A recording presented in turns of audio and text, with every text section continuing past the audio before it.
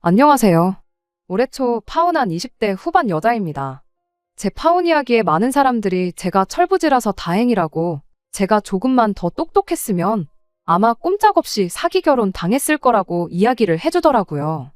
제 생각도 다르진 않아요. 그래도 이 파혼이 저를 인간으로서 한층 더 성장시켜주는 계기가 되지 않았나 싶네요. 처음에는 다 콩깍지 때문에 시작된 거나 마찬가지입니다. 결혼하기에 마땅한 사람이 곁에 있으면 굳이 30살 홍기가 찰 때까지 기다릴 이유가 뭐가 있나 싶었어요. 그리고 그때까지만 해도 저는 제 남자친구가 그 마땅한 사람이구나 착각 속에 살고 있었지요. 청혼도 제가 먼저 했어요. 꼭 연애 몇 년 더 하고 결혼해야 하는 이유가 있냐? 지금 하나, 내년에 하나, 내후년에 하나, 우리 둘이 결혼하는 건 똑같은 거 아니냐고 남자친구한테 제가 먼저 물었죠. 그 말을 했을 때만 해도 알겠다고 하루빨리 결혼해서 행복하게 살자던 남자친구였는데, 막상 그로부터 며칠이 지나 본격적인 결혼 이야기가 오가기 시작하니 남자친구가 별로 의욕도 없어 보이고, 결혼에 관한 이야기가 나오면 의도적으로 피하고 어려워하는 듯한 모습을 보여왔습니다. 만날 때마다 제 앞에서 무슨 이야기를 꺼낼까 말까 하는 모습을 몇 번 보다가 답답해진 제가 먼저 무슨 하고 싶은 말이라도 있는 거냐고 먼저 물어봤죠. 그리고 그제서야 남자친구가 저한테 사실은 자기가 부모님과 사이가 안 좋다는 이야기를 꺼내왔고요. 이야기를 들어보니 남자친구가 부모님하고 연락 안 하고 지낸 지가 벌써 수년 세월 지난 상황이랍니다. 그러고 보니 연애 1년 하는 동안 남자친구가 부모님에 대한 이야기 한 번 따로 한 적 없었고, 명절 때나 응당 부모님하고 시간을 보내야 할 그런 날들마다 어디 안 가고 집에 있고 그랬던 게 생각이 나더라고요. 남자친구가 힘들게 털어놓은 이야기는 이랬어요. 본가가 지방에 있고 자기는 대학교 때부터 집에서 나와 따로 살게 되었다고요. 그런데 그렇게 혼자 집에서 떨어져 나온 이유가 집안 형편이 어려워서 그랬던 이유가 가장 컸답니다. 대학교 들어갈 때쯤 해서 부모님이 하던 사업이 안 좋아지면서 부모님이 대학 가지 말고 일이나 해서 아버지 사업에 돈을 보태라고 했답니다. 당장 남자친구가 그 나이에 아르바이트 해봐야 그 당시 시급으로는 한 달에 100만 원 버는 것도 힘든 상황이었대요. 그런데 100만 원 남짓한 돈 보탠다고 뭐 망해가는 아버지 사업이 살아나기나 하냐고 대들었다네요. 그랬더니 부모님이 하는 말이, 네 말대로 꼴랑 네가 가져다준 100만 원으로 사업이 살아나는 건 아니지만 네가 대학만 포기하면 아낄 수 있는 돈이 얼마나 되는지 알고나 하는 소리냐고 그랬답니다. 말인즉슨 대학교 들어가서 나가는 남자친구 생활비부터 시작해서 학비까지 어떻게 도와줄 형편이 안 되었다는 거예요. 남자친구 부모님 입장에선 그런 사실을 직접적으로 말하기가 너무 마음이 아파서 그냥 직장이나 알아보라고 최대한 돌려서 말했던 거였다는데, 남자친구는 그동안 노력해온 것도 있고 학교까지 붙었는데 빚을 내서라도 도와주지는 못할 망정 꿈을 접고 돈이나 벌라는 부모님에게 크게 실망을 했다는 거죠. 그렇게 혼자서라도 잘 먹고 잘 살겠다 말하고 부모님 뜻을 거역하고 혼자 서울로 도망치듯 올라왔다는 겁니다. 그 뒤로 부모님하고 연락을 아예 안 하고 지낸 건 아닌데, 학자금 대출 받아서 학교 다니고 아르바이트 하면서 혼자 지내는 생활비 마련하는 자기한테 돈 좀 빌려줄 수 있냐는 연락을 받고는 그 뒤로 부모님한테 질려서 아예 연락을 끊고 지냈다고 해요. 군대 갈 때도 일부러 집에 말도 안 하고 혼자 다녀왔고, 대학교 들어가고부터 지금까지 부모 없이 고아처럼 혼자 지냈다. 이후에 자기가 이렇게 직장도 생기고 잘 풀렸지만 선뜻 부모님하고 다시 연락하고 지낼 용기가 생기지가 않아서 여전히 죽었는지 살았는지 소식도 모르고 지내고 있다. 뭐 그런 이야기를 하더군요. 그중에서 다시 연락하기 가장 두렵게 만들었던 건 그 이후로도 시간이 한참 지났는데 여전히 집안 형편이 어려운 상황이고 자기가 자리를 잡았다는 이야기에 혹시나 집에서 돈을 또 요구해오지 않을까, 그게 가장 무서웠대요. 그런 아픈 과거를 이야기하는데 참 오만 가지 생각이 들더라고요. 연애기간 1년, 긴 시간은 아니지만 그래도 남자친구가 그런 과거를 가지고 있는 사람치고는 사람이 많이 밝다고 생각했거든요. 부모님 지원 없이 혼자 힘으로 생활비 마련해가면서 대학교를 졸업하고 회사도 아는 사람이면 알만한 국내 내노라 하는 좋은 회사 중에 한 곳을 들어간 것도 참 대단하다 싶었어요. 저는 부모님 지원 받을 거 다 받으면서도 학교에서 성적도 그렇게 좋은 편도 아니었고 취직도 결국 지망하던 회사에는 면접 한 번 못 가보고 합격한 회사들 중에 적당한 회사 골라 들어가서 다니고 있었으니까요. 아무튼 그동안 실없는 농담하고 그러던 모습과는 다르게 남자친구가 아픈 과거를 딛고 자수성 가한 진국 중에 진국이었구나 하는 생각이 들기도 했습니다. 저와 비교해서 모자랄 게 없는 그런 사람처럼 보였죠. 사실 당장 남자친구가 부모님하고 연락을 안 하는 사이라고 해도 그게 저희가 결혼을 다시 생각해야 할 만큼의 큰 문제는 아니었다 보니 일단은 이 부분에 대해서는 나중에 짚고 넘어가자고 이야기를 했어요. 그 후로 남자친구를 저희 집에 먼저 인사를 시켰습니다. 그리고 결국 남자친구가 부모님과 관계가 소원하다는 이야기를 저희 부모님께서도 알게 되셨죠. 그 전까지야 저랑 남자친구 둘이서 부모님 없이 결혼을 한 해 만에 혼주석 양쪽 다 비워놓고 피로연 형식으로 결혼식을 올리네 어쩌네 그런 뜬구름 잡는 이야기만 주거니 받거니 하고 있었거든요. 그런데 이젠 저희 부모님도 이 상황을 알게 되셨으니 저희 부모님의 의중도 중요하다는 생각이 들었죠. 아니나 다를까 저희 부모님께서 그래도 결혼이 일륜지 대사인데 부모님이 돌아가신 것도 아닌데 어떻게 결혼 소식을 모르게 하고 결혼을 할 수 있겠냐 하고 이야기를 꺼내오셨어요. 물론 저희들 결정이 제일 중요하긴 하겠지만 그래도 도리상 결혼한다 말씀을 드리는 게 더 중요하지 않겠냐고요. 그 후에 결혼식에 남자친구 부모님이 오시는지 안 오시는지 부를 건지 안 부를 건지 혹은 혼주석을 비워두고 단촐하게 지인들만 초대해서 작게 결혼식을 올릴 건지 그건 그때 가서 정하는 게 맞는 거 아니냐고요. 저희 부모님 말이 사실 틀린 게 하나 없었다 보니 남자친구도 일단 부모님께 결혼 소식을 전하겠다고 대답을 했습니다. 그리고 얼마 뒤에 남자친구가 혼자서 고향집에 다녀오겠다는 이야기를 꺼내왔어요. 저는 왜 그런 자리를 나를 두고 가려느냐 따져 물었죠. 남자친구는 혹시 모르지 않냐고 괜히 갔다가 안 좋은 꼴을 볼 수도 있는 거고 당할 수도 있는 거고 모르는 일이지 않냐고요. 그럴 바에 맘 편하게 혼자 다녀오겠다고 하는데 암만 생각해봐도 그건 아닌 것 같았어요. 남자친구가 왜 때문에 부모님과 사이가 멀어졌는지 연락도 없이 지내는 건지 뻔히 알게 된 상황에 무슨 꼴을 보고 무슨 꼴을 당한다고 한들 그게 결혼까지 포기하게 만들 이유는 아니라고 생각했거든요. 오히려 내 시부모님이 되는 분들한테 얼굴도 모르고 존재도 모르는 며느리가 되는 것보다는 안 좋은 기억이 남더라도 후회할 일을 하는 것보다야 그게 100번 낫다고 생각했죠. 그렇게 저도 꼭같이 인사를 드리러 가야겠다 고집을 부렸더니 결국 남자친구가 저를 이기지 못하고 그럼 같이 다녀오자고 말을 꺼내왔지요. 사실 저는 부모님하고 떨어져 지낸 적이 없다 보니 남자친구 기분이 어떨지 도무지 상상이 가지 않았어요. 그래도 대학교 때부터면 10년이 넘는 세월, 연락도 없이 지낸 건데 엄청 떨리지는 않을까 그런 생각이었거든요. 저조차도 그렇게 긴장이 되는데 그런데 남자친구는 10년 만에 부모님을 처음 만나러 가는 사람치고 긴장하는 모습도 떨려하는 모습도 걱정하는 눈치조차도 없었습니다. 한참을 타고 내려가야 했던 기차 안에서도 세상 아무 걱정 없다는 얼굴로 창문에 기대서 잠까지 자고 있었지요. 그리고 그렇게 남자친구의 고향에 도착을 했고 남자친구가 부모님이 기다리고 계시다는 곳에 저를 데려갔어요. 막상 약속 장소에 도착했더니 멀끔하다 못해 부티까지 나시는 두 분이 저희를 기다리고 계셨습니다. 그때까지만 해도 정말 그 자리가 눈물 없이는 볼 수 없는 그런 감동의 재회 자리가 되겠구나 싶었습니다. 남자친구는 부모님한테 내가 그동안 얼마나 외롭고 힘들었는지 아느냐 따지다가 그동안 마음고생 시켜서 죄송했다며 앞으로 효도하는 아들이 되겠다 눈물 콧물 쏟으며 질질 짤 줄 알았고 남자친구 부모님 또한 우리가 너를 다시 만나기 위해 얼마나 노력했는지 아느냐. 이제는 이렇게 다시 사업도 일으키고 떵떵거리며 살고 있다. 우리 다시 행복하게 한 가족으로 지내보자. 이런 유치한 아침 드라마 같은 내용이 펼쳐질 거라 생각했죠. 그리고 이런 재회를 가능케 만들어준 제 자신한테도 너무 뿌듯하기도 했어요. 그런데 생각보다 남자친구 부모님도 10년 만에 처음 다시 상봉한 가족치고는 서로들 반응이 시큰둥하더라고요. 밥은 잘 먹고 다니냐? 네, 잘 먹고 다녀요 하는 형식적인 인사 정도만 주고받은 게 다였어요. 10년 동안 연락도 없이 지낸 아들 안부는 밥 잘 먹고 다닌다는 말로 다 설명이 된 건지 그 이상 그 어떤 질문도 하지 않으셨습니다.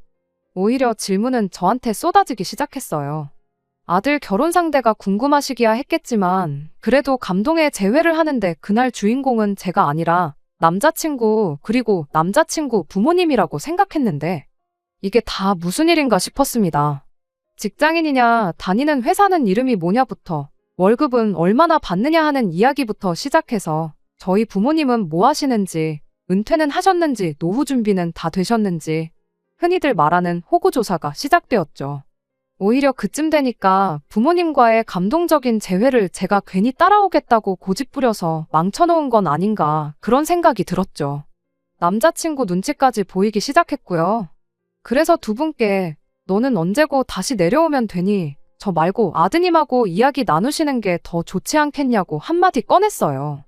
아직 결혼 날짜가 잡힌 것도 아니고 이런 이야기는 상견례 때 해도 되는 거 아니겠냐고 했는데도 불구하고 두 분은 계속해서 저한테 하고 싶던 질문들만 하기 시작했습니다. 그렇게 자리가 다 끝나고 나서도 뭔가 이상했죠. 보통 이런 경우에는 부모님이 자식을 기차역까지 배웅해주고 그래도 문내 아쉬워서 떠나가는 기차만 멍하니 바라보고 그럴 줄 알았는데 막상 자리가 끝나니 날 추우니 조심히 들어가라는 한마디 말만 하고 두 분은 기차역은커녕 약속 장소 입구까지도 저희를 배웅해주지 않고 그냥 갈 길을 가셨거든요. 돌아오는 기차 안에서도 남자친구가 기분 나빠하는 내색 하나 하지 않고 또 편한 자세 잡고 잘 준비부터 하더라고요. 그때는 남자친구 부모님이 원망스럽기까지 했죠. 해도 너무하신 거 아니냐고. 뭐 장원급제에서 돌아온 정도까진 아니지만 그래도 그렇게 아들이 혼자임으로 힘든 시기 보내면서 좋은 회사 취직해서 결혼할 여자까지 데리고 금이 환영한 거나 마찬가지인데 아들에 대한 관심이 없어도 너무 없는 거 아닌가 싶었거든요. 그래서 남자친구한테 너는 괜찮냐고 부모님이 별로 기뻐하지 않으시는 것 같다고 한마디 건넸는데 남자친구가 두 분이 내색은 안 해도 엄청 기뻐하시는 거라며 설명을 해주기 시작했습니다. 원래 이쪽 지역 사람들이 무뚝뚝한 기질이 있다는 거 너도 살면서 한 번은 들어보지 않았느냐고. 부모님이 여기 토박이라서 원래도 성격이 무뚝뚝해서 그런 거다. 그리고 언제 보든 그렇게 한결같은 게 좋은 거지. 괜히 10년 만에 봤다고 해서 나를 어려워하고 그랬다면 나도 그게 내 나름대로 부담스럽고 불편했을 거다 하면서요. 제 상식으로는 도무지 이해가 가지 않는 상황이었지만 그래도 원래 그렇다는데 그렇구나 하고 넘기는 것 말고 따로 무슨 방법이 있었겠나요? 그냥 그런가 보다 했죠. 그 뒤로 몇 주 지나서 다시 남자친구 부모님께 인사를 드리러 다녀왔어요. 그때는 집에 초대를 받아서 다녀왔고요. 집은 그동안 남자친구랑 연락 없이 지내면서 한 번 이사를 하셨대요. 집은 40평대 아파트로 두 분이 지내시기엔 조금 넓은 감이 없지 않아 있었습니다. 안에 꾸며놓은 것도 꽤나 고급지게 꾸며져 있었고요. 남자친구도 당연히 부모님 집에는 처음 와봤을 테니 화장실이 어디냐 그런 거 묻고 그랬어요. 그걸 봤을 땐 정말 10년 동안 연락 없이 지냈구나 싶었는데 막상 밥 먹을 때 보니까 또 그런 것 같지만도 않고 그러더라고요. 왜? 엄마가 해준 집밥만큼 세상 맛있는 음식이 또 어디 있겠나요?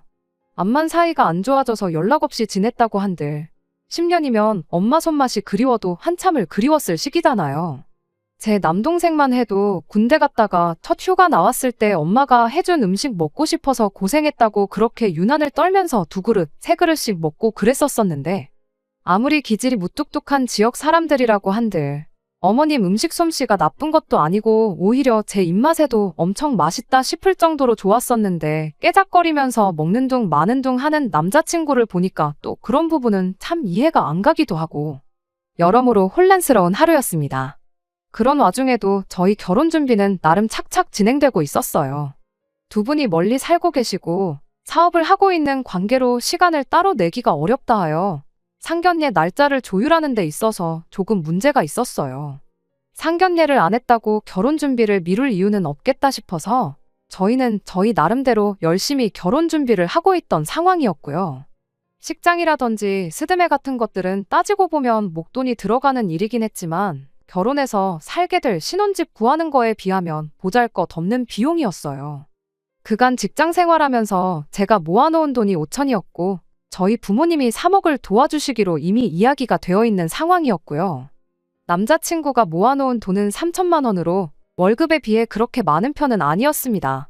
아무래도 그동안 혼자 힘으로 쭉 살아왔고 학자금이며 이런 거 전부 대출받아서 했다 보니 당연히 당장은 모아놓은 돈이 부족할 수밖에 없다 싶었죠. 그런데 남자친구가 저희 집에서 3억을 도와주기로 했다는 이야기를 듣고는 일단 빌라나 오피스텔 전셋 같은 걸 알아보는 게 좋겠다는 이야기를 꺼내왔습니다. 저희들 모은 돈은 일단 결혼 비용과 신혼집에 마련할 살림살이 구하는 데 쓰고 대출은 최대한 없이 가는 게 유리하지 않겠냐면서요. 그래서 제가 남자친구한테 그게 무슨 말이냐 물어봤어요. 남자친구가 한다는 소리가 자기가 혼자 지내면서 학자금 갚고 그렇게 살아왔다 보니 대출 갚는 건 아주 이골이 났다고. 그러니까 형편 닿는 대로 신혼집을 대출 없이 구하고 결혼하고 나서 돈을 열심히 모으고 굴려서 그때 진짜 좋은 집으로 이사를 가자는 뜻이라며 설명을 하는 겁니다. 그렇게 나오니 솔직히 제가 돈 이야기를 하지 않을 수가 없었어요. 솔직히 남자친구 집이 과거에는 어려웠다지만 제 눈으로 직접 어느 정도 여유가 생긴 상황이란 걸 보고 왔었잖아요. 그래도 우리 집에서 3억이라는 큰 돈을 보태주기로 했는데 남자친구 집에서 3억까지는 아니라도 어느 정도 지원을 받는 게 공평하고 어떻게 보면 당연한 수순이라는 생각이 들었거든요. 그런데 남자친구가 단호하게 부모님께는 지원을 받을 생각이 없다며 거절을 하더라고요. 10년 만에 부모님과 다시 관계 회복을 한 건 좋은 일이긴 하지만 문제는 그 관계 회복을 한 계기가 우리 결혼 때문이지 않냐는 이야기를 하더라고요. 무슨 소리를 하는 건가 싶었는데 결혼한다고 10년 만에 다시 부모님한테 연락해서 갑자기 억소리 나는 큰 돈을 요구하면 자기 부모님이 우리를 뭘로 생각하겠냐는 겁니다. 말인즉슨 이 관계 회복의 이유가 다시 한 가족으로서 잘 지내고 싶어서 그런 게 아니고 돈 때문에 그런 거라 오해하실 수도 있는 거 아니겠냐는 거죠. 지난 10년 세월 자기가 얼마나 힘들게 지내왔는지 아냐면서 당장 먹을 게 없어서 돈 아낀다고 라면 한 봉 끓여서 한 끼는 면만 먹고 한 끼는 국물만 먹고 어쩔 때는 국물에 밥 말아 먹는 것도 아까워서 소면 한 봉지 사다가 남은 라면 국물로 재탕을 몇 번이나 해서 먹고 그랬답니다. 단돈 5만 원이 없어서 끼니도 거르고 했던 그런 절박한 상황에서도 부모님한테 당장 굶어 죽게 생겼으니 10,000원이라도 보내달라 연락하고 싶은 거 참아가면서 살았다는 소리죠. 그런데 이렇게 결혼한다고 10년 만에 다시 연락해서는 얼굴 2번 보여주고 결혼자금 도와달라고 1억을 달라, 2억을 달라 이런 이야기 꺼내면 자기 부모님이 진심으로 잘 지내고 싶어서 다시 연락한 게 아니고 순전히 결혼할 때 돈 얼마 받아가려고 연락한 것이라 오해를 할 거라는 거예요. 자기야 자식이니까 얼굴에 철판 깔고 그럴 수 있겠지만 사이 안 좋은 거 뻔히 아는 상황에 집에 돈 받아오라고 시킨 저를 두 분이 안 좋게 보실 게 뻔하다는 거죠. 그러니까 부모님이 먼저 마음에 우러나와서 우리한테 경제적인 지원을 해주시겠다고 먼저 말을 꺼내기 전까진 우리가 직접적으로 먼저 요구를 해서는 안 된다는 겁니다. 모처럼 회복한 부모님과의 관계이니만큼 쓸모없는 오해를 사고 싶지 않다고. 특히나 자기 혼자만이면 상관없지만 이젠 저까지 껴있는 상황이니만큼 더더욱 부모님한테 우리가 돈에 환장해서 돈 때문에 다시 찾아온 것 같은 느낌을 주고 싶지 않다고요. 그러더니 여태껏 지난 10년간 부모님 도움 없이 전부 내 힘으로 다 해왔지 않느냐며 분명히 어느 순간엔 우리가 먼저 말을 하지 않아도 부모님이 먼저 저희한테 경제적인 지원을 해주실 것이라는 소리를 해왔어요. 두 분이 원래 사업이 어려워지기 전에 씀씀이가 좋은 분이셨다. 뭐 하나라도 더 해주고 싶어 하시는 분들이고 여유가 있으면 있는 대로 분명히 해주실 분들이니 당장 돈 얼마 지원 못 받는 걸 아쉽게 생각할 것 없다고. 그런 식으로 재차 이야기를 하더라고요. 그때는 느낌이 쎄했다기보다 그럴 수도 있겠다 생각했었죠. 아무래도 시기상 저는 얼굴 2번 내비친 게 전부고 남자친구 또한 저보다 전화 몇 통 더 드렸던 것밖에 없었으니까 말이죠. 상견례도 하지 않은 상황인데 난데없이 예비 처가에서 3억을 해준다는데 부모님은 얼마를 해주실 거냐부터 묻는다면 남자친구 말대로 돈 때문에 연락한 건가 충분히 오해할 수도 있겠다는 생각이었어요. 결과적으로는 그 말을 그대로 믿은 게 저한테는 오히려 득이 되었습니다. 사실 남자친구랑 특히 결혼 이야기 오고 가면서 남자친구의 몰랐던 과거를 알게 되면서 저 스스로 반성을 한 게 많았거든요. 남자친구는 부모님 도움도 없이 저렇게 모든 걸 다 이뤄냈는데 나는 자립심이라고는 눈꼽만치도 없구나. 당장 내가 내 인생에서 부모님을 빼면 나 스스로 뭘 할 수 있을까 하는 자기반성이요. 말씀드린 대로 저는 부모님의 아낌없는 지원에도 불구하고 학교 성적도 별 볼 일 없었고 취직도 그냥 적당한 곳 한 게 전부였고 심지어 아직도 부모님 집에 살면서 생활비라고 한 푼 드리는 거 없이 편하게만 살고 있었거든요. 결혼도 그렇죠. 내 돈이 아니라 부모님 돈이니까 와닿지가 않는 거지. 3억이 보통 큰 돈은 아니잖아요. 제가 앞으로 3억을 모으려면 얼마나 걸리려나 생각해보면 언제인지 확신도 안 설 만큼 까마득한 액수인데 당장 부모님이 해주신다고 하니까 3억이 돈도 아닌 것 같고 당장 3억으로 서울에 무슨 집을 구하나 싶고 그랬으니 외로움을 버티며 자립심 있게 혼자 모든 걸 다 해결한 남자친구와 비교했을 때 제 자신이 얼마나 한심해 보였겠나요. 그래서 그때 한참 고민하다가 끝내 결심을 했죠. 일단 남자친구 말대로 당장 남자친구 집에 그 어떤 지원을 기대하지 않기로요. 그리고 내친 김에 저도 저희 부모님이 지원해 주시기로 했던 그 3억을 안 받기로 결심을 했죠. 네가 안 받아오니 나도 안 받는다 홧김에 그렇게 생각한 게 아니었어요. 말씀드린 대로 남자친구가 여태껏 혼자 힘으로 이뤄놓은 것에 비해 제 자신이 너무 보잘것없고 한심해 보였기에 저 또한 남자친구가 해온 대로 부모님 도움 없이 스스로의 힘으로 살다 보면 결혼도 하는 만큼 한층 어른스러운 사람이 되지 않겠나 하는 생각이었습니다. 그리고 그날 이후 남자친구를 만나 이런 제 생각을 전해줬어요. 남자친구 말대로 우리가 결혼하는 거지 부모님들이 결혼하는 것도 아닌데 우리 힘으로 한번 어디까지 할 수 있나 해보자고요. 그랬더니 남자친구가 벙찐 얼굴로 그래도 해주시기로 한 건데 그걸 포기하긴 좀 그렇진 않느냐고 대답하길래 그렇지 않다고. 애초에 맡겨놓은 돈도 아닌데 당연한 듯 받아가는 것부터 잘못된 거라고. 형편 닿는 대로 빌라 같은 거 구해 살자고 하지 않았냐. 다행히 우리가 모아놓은 돈이 한 푼도 없는 게 아니지 않냐. 오빠는 대출 때문에 고생했던 거 생각하면 치가 떨린다고 했는데 나는 그 기분이 어떤 기분인지 모른다고. 요즘 대출 없이 사는 사람 어디 있겠냐. 당장 모자란 비용은 내가 내 이름으로 대출받고 내 돈으로 갚을 테니 걱정 말라고 했어요. 인생의 경험이 중요한 법이지 않냐고. 나도 이참에 자립심 키워서 부모님 도움 없이 어디까지 해나갈 수 있나 한번 해보고 싶다고요. 남자친구는 끝까지 저를 뜯어말렸어요. 아예 부모님한테 지원을 안 받을 생각은 아니라고.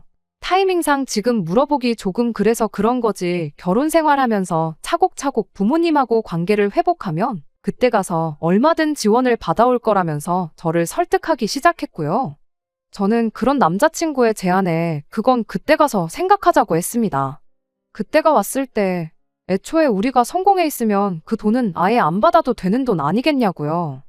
역으로 그때가 왔을 때 우리가 경제적으로 허덕이고 힘든 상황이라면 그럼 그때 가선 염치불구하고 부모님들 지원을 받으면 되는 거 아니겠냐 했죠. 제가 모처럼 결심한 거 내 의지를 꺾을 생각 없다고 강하게 나갔더니 남자친구도 어쩔 수 없다는 듯 그럼 우리 힘으로 한번 열심히 살아보자고 그래도 집에 가서 한번 다시 생각은 해보라고 저한테 한마디 하고는 이야기를 끝냈습니다.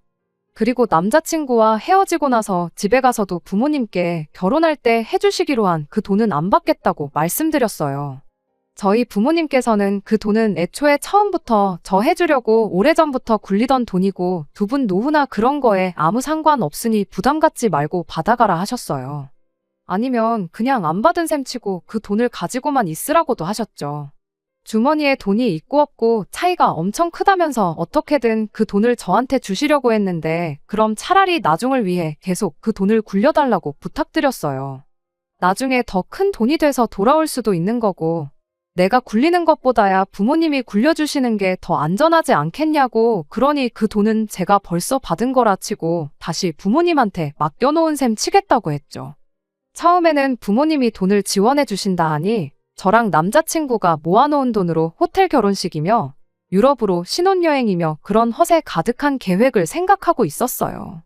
막상 그런 거 포기하게 되면 아쉬울 수도 있겠다 싶었는데 부모님한테 말씀드리고 실제로 그 돈을 포기하게 되니 아쉽기는커녕 속이 다 후련하더라고요. 진짜 부모님의 아무런 지원 없이 혼자 힘으로 헤쳐나가게 되었구나 걱정 반, 설렘 반으로 남자친구한테 전화를 했죠. 최종적으로 부모님한테 지원 안 받기로 이야기하고 왔다고요. 그런데 그때처럼 우리 힘으로 한번 잘 헤쳐나가 보자고 한마디 해줄 줄 알았던 남자친구가 굉장히 언짢은 말투로 네가 기어이 일을 그르친다면서 저보고 살면서 세상 힘든 일을 겪어본 적이 없으니 뭐가 똥이고 된장인지 구분도 못한다는 심한 말을 하더군요. 잘 생각했다, 대견하다, 뭐 그런 칭찬 듣고 싶어서 그런 건 아니지만 다짜고짜 똥된장 따지면서 정신 못 차렸다는 식으로 이야기하니 기분이 좋을 리가 없었죠. 그래서 남자친구한테 어차피 대출도 내가 받아서 내 돈으로 다 갚는다고 했고 나중에 오빠가 지원을 받아오게 되면 그때 가서 나도 똑같이 돈을 받아오기로 했는데 뭐 문제되는 거 있냐고 곧바로 따져 물었죠. 남자친구는 끝내 제 고집을 이기지 못했습니다. 아니, 져준 척 했던 걸 수도 있죠. 말은 제가 하자는 대로 하자고 따라줬지만 실제로는 결혼 준비하면서 제가 직접 계산기 두드려보고 하다 보면 부모님 지원 없이 결혼한다고 생각한 건 말도 안 되는 거다 하고 직접 느낄 줄 알았나 봐요. 우리 돈으로 자가를 구해서 살려면 대출을 얼마를 받아야 하고 얼마를 이자로 내야 하고 원금은 이만큼씩 나갈 거고 관리비랑 생활비는 대충 매달 얼마씩 평생 그 집에서 살 것도 아니니까 저축으로 얼마씩 그런 걸 미리 계산을 해와가지고 제 앞에 들이밀더라고요. 결과적으로는 제 월급으로 집 대출 관련된 거 내고 생활비까지 내고 나면 제 수중에 10만 원 정도 떨어지게 예산을 짜왔더라고요. 그러면서 너 좋아하는 옷도 못 사고 앞으로 못해도 20년은 계속 이렇게 돈이 스치듯 빠져나갈 텐데 괜찮냐고 하면서요. 그런데 여기에 저희 부모님이 해준다던 3억이 생기면 어떻게 되는 줄 아느냐 하면서 그때는 제 수중에 매달 200만 원씩은 더 여유가 생기는 거라고 하면서 어떻게든 부모님 돈을 받아오는 게 유리하다는 식으로 저를 현혹하기 시작했죠. 그래서 남자친구한테 꼭 아파트를 사서 시작해야 하는 거냐고 오빠가 먼저 형편 맞는 대로 빌라 같은 거 들어가 살자고 하지 않았냐. 그러니까 우리 예산에 맞는 적당한 빌라를 구하던지 아니면 10평도 안 되는 작은 원룸을 구하던지 하면 되는 거 아니냐고 바로 되물었죠. 그리고 맞벌이를 할 건데 왜 생활비며 적금이며 관리비며 전부 다 내 돈으로만 계산한 거냐고 오빠야말로 계산이 틀린 것 같으니 다시 계산해보라고 한마디 덧붙였습니다. 그런데 난데없이 남자친구가 내 돈은 계산을 안 하는 게 당연하다며 자기는 앞으로 월급 받아서 매달 200만 원씩 자기 부모님한테 붙일 생각이라는 말도 안 되는 소리를 꺼내오는 겁니다. 그게 무슨 소리냐고 했더니 10년 동안 자기가 부모님한테 불효했던 것도 있고 자기도 여러모로 계산해본 결과 200만 원이 딱 적당하다고 생각해서 드리는 거니 그 결정을 존중해줬으면 좋겠다고 다짜고짜 말을 잘라버리는 거예요. 어이가 없어서 대체 무슨 계산 방식으로 계산을 했길래 매달 200만 원씩 드린다는 말이 나오는 거냐고 그거나 알려달라고 했어요. 납득할 만한 계산이면 나도 더 말은 않겠다고 했는데 제가 철이 없는 거지 계산을 할 줄 모르는 건 아니었거든요. 그런데 남자친구는 사람을 우습게 봐도 너무 우습게 받는가 봅니다. 제가 부모님한테 받기로 했던 3억을 돌려드리지 않았냐고요. 말인즉슨 저희 부모님은 그 결정으로 인해 없던 3억이 생긴 거니 우리가 3억을 드린 거나 마찬가지가 되는 거랍니다. 제가 남자친구한테 부모님 지원 없이 10년 세월 지내온 거 본받겠다고 부모님 지원 없이 내 힘으로 살겠다고 했던 말처럼 남자친구는 제가 같은 시간 동안 부모님 곁에서 자식 노릇하면서 살아왔던 걸 똑같이 해야겠다는 거예요. 부모님한테 200씩 드리다가 그게 3억이 되면 그때 그만 드릴 테니 그렇게 알라고요. 제가 부모님한테 자식 노릇이라고 해봐야 부모님 재산 파먹으면서 지낸 거 말고 뭐가 있었겠냐 했더니 그냥 같이 있어주는 것만으로도 효도가 아니겠냐는 겁니다. 이미 지나간 세월, 그걸 어떻게 돌려놓을 수는 없고 대신 자기는 앞으로 10년간 효도를 하겠다는 거죠.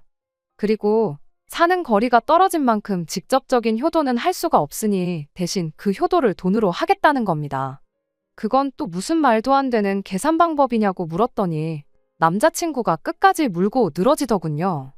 간단한 거라고 그냥 부모님한테 받기로 했던 3억을 다시 받아오면 모든 게 해결되는 거라고 그럼 나도 부모님한테 200씩 드리기로 한 걸 취소하겠다고 끝까지 저희 부모님 돈에 집착을 하는 거예요. 대출은 내가 받아서 내가 갚겠다 했으니 말도 안 되는 가계부 미리 만들어 와서 떠들어대는 건 그렇다 쳐요. 하지만 제가 저희 집에서 주기로 했던 3억 안 받겠다고 한 걸 우리가 저희 부모님한테 3억을 드린 거랑 마찬가지라고 계산하고 그것도 모자라 양가 공평하게 하겠다며 부모님한테 3억을 드릴 때까지 매달 200만 원씩 보낸다는 게 말이나 되는 소린가요? 사람을 우습게 봐도 정도가 있지 끝까지 들어줄 필요도 없겠다 싶었고 남자친구한테 다시 생각 좀 해보겠다 말하고 그냥 집에 돌아왔습니다. 다시 생각해보겠다는 그 말이 제 말은 이 결혼에 대해서 다시 생각해보겠다는 소리였는데 남자친구는 그걸 제가 부모님한테 다시 3억을 받아올 건지 말 건지 다시 생각해보겠다는 뜻으로 이해했나 봐요. 그 돈만 있으면 자기도 더 억지를 안 부릴 테니 잘 생각해보라고 그렇게 말 한마디 던지고는 더 우기지 않고 저를 집에 그냥 보내줬으니까요. 그렇게 한 이틀 정도를 혼자 고민했어요. 이 결혼을 해야 하나 말아야 하나. 이미 답은 정해져 있던 거나 마찬가지인데 상견례만 안 했지 결혼 준비 거의 다 해놓고 파혼하겠다 부모님께 말을 꺼내기가 조금 그렇더라고요. 그러던 중 이게 다 남자친구가 그 3억을 어떻게든 소나귀에 넣으려고 개수작을 부리는 거라는 확신을 갖게 해주는 일이 있게 되었습니다. 그래도 결혼한다고 미리 찍어놓은 웨딩 사진을 제 톡 사진으로 해놓고 있었거든요. 그런데 저희 회사 거래처에 있는 직원분이 그 사진을 봤었나 봐요. 회사 일로 거래처분을 만나게 되는 일이 있었는데 그분이 저보고 혹시 결혼할 사람이 누구누구냐며 남자친구 이름을 대는 겁니다. 그분이 말해주길 남자친구와 같은 대학교를 나왔대요. 이것도 인연인데 청첩장 좀 달라고 하더라고요. 그러면서 혼자 주절거리길 엄청난 마마보이라서 결혼 같은 거 못할 줄 알았는데 하면서 남자친구 과거 이야기를 해주더라고요. 그런데 마마보이라는 말을 듣고 정신이 퍼뜩 들었죠. 마마보이라는 게 무슨 소리냐고 자세히 좀 이야기해달라고 물었는데 제 반응을 보고는 그분이 조금 부담스러워하는 눈치였어요. 혹시 자기가 입을 잘못 놀렸다가 결혼에 문제라도 생기면 그게 무슨 민폐냐고 말을 꺼리더라고요. 계속해서 그 사람을 닥달해 충격적인 남자친구의 과거 이야기를 듣게 되었습니다. 학교에서 모르는 사람이 없을 정도로 엄청난 마마보이였다고요. 아들 혼자 서울에서 지내는 게 걱정된다고 아예 어머니가 자취방에 따라와서 같이 살았더래요. 같이 술 먹으러 가자고 해도 엄마가 기다려서 안 된다 하면서 다 같이 모이는 자리에 참석을 거의 안 하다시피 했답니다. 조별과제 때문에 남자친구 집에 다 같이 모였던 적이 있었는데 그때는 어머님이 엄청 극성스럽게 우리 아들하고 친하게 좀 지내달라며 먹을 것도 엄청 해다 주시고 과제가 다 끝나고 나서는 우리 아들 좀 같이 데리고 좀 놀아달라며 용돈도 쥐어주시고 그랬다는 거예요. 방학 때는 어머님이 그때 같이 과제했던 조원들을 집으로 초대해서 식사도 하고 그랬다는데 이야기를 듣고도 제 귀를 믿을 수가 없었죠. 남자친구 말대로라면 집안 사업이 망해서 그때부터 부모님과 연 끊고 혼자서 라면 한 봉지로 새끼밥을 먹으며 힘들게 살았을 시기였어야 하는데 그래서 그 분한테 진짜냐고 너무 중요한 일이니 거짓없이 말해달라고 사정사정을 했는데 그분이 못 믿으면 어쩔 수 없지만 아마 그때 놀러가서 찍은 사진이 자기 집 어딘가에 있을 거라고 오늘 퇴근하면 집에 가서 그 사진부터 찾아서 보내주겠다 그렇게 약속을 했어요. 그날 저녁 진짜로 그 거래처분이 남자친구와 남자친구 부모님 댁에 초대받아 다녀온 사진을 보내줬는데 사진 안에는 남자친구와 예비시 부모님 두 분 다 정확하게 사진 속에 찍혀 있었어요. 그것도 아주 세상 다정한 모습으로 말이죠. 저는 남자친구에게 곧바로 그 사진을 보내 이게 무슨 상황인지 한번 설명 좀 해보라 했습니다. 남자친구는 제 톡을 받자마자 곧바로 저한테 전화를 하더니 말을 벌벌 떨면서 자기가 다 설명하겠다고 제발 파혼만은 하지 말아달라고 빌기 시작했어요. 그렇게 남자친구의 꿍꿍이를 낱낱이 다 알게 되었습니다. 집안 형편이 어려워졌다는 것도 부모님과 연을 끊고 지냈다는 것도 다 거짓말이었어요. 제가 먼저 결혼 이야기를 꺼낸 게 문제였어요. 그만큼 자기가 유리한 고지에 서 있다고 생각한 거고 결혼할 때 보통 남자가 더 많은 비용을 낸다고 하니 어떻게 자기 부모님 돈이라도 조금 아껴주게 해드리려고 시작한 거짓말이었다네요. 그런데 저희 집에서 큰 돈을 보태준다 하니 그 돈이면 더더욱 앞으로 부모님 손은 벌릴 일이 없겠다 싶었고 그 돈을 제가 부모님한테 돌려드림으로써 그럼 대신 자기 월급을 부모님한테 보내주는 식으로 자기한테 유리한 결혼을 하려고 했던 겁니다. 그 자립심 강하고 그저 어른스럽기만 했던 남자친구가 사실은 자기 부모님 돈 아껴주겠다고 저와 사기 결혼을 시도한 천하에 둘도 없는 인간 쓰레기였던 겁니다. 제발 파혼만큼은 하지 말아달라고 하는데 파혼이 문제겠냐고 사기죄로 고소해서 아주 콩밥을 먹여주겠다고 강하게 나왔어요. 남자친구는 더 이상 방법이 없다고 생각했는지 아주 뻔뻔하게 나오더라고요. 내가 너한테 거짓말을 했을지언정 너한테 그걸로 돈을 뜯어낸 게 있냐? 콩 한 쪽이라도 얻어먹은 적이 있냐면서 적반하장으로 자기를 사기로 고소하면 저를 무고죄로 맞고소를 하겠다는 소리를 하는 겁니다. 그때는 저도 흠칫하기는 했는데 약한 모습 보여주면 안 되겠다 싶어서 저도 어디 한번 해보자는 식으로 강하게 나갔어요. 정말 다행스럽게도 상황이 저한테 유리했습니다. 사기가 꼭 금전적인 피해를 입혀야만 사기가 아니더라고요.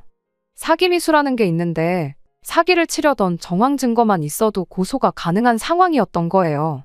물론 남자친구 말대로 정황 증거만 있었지 녹취라던가 상황을 완벽하게 입증할 만한 증거가 없었던 게 문제였던 거지요.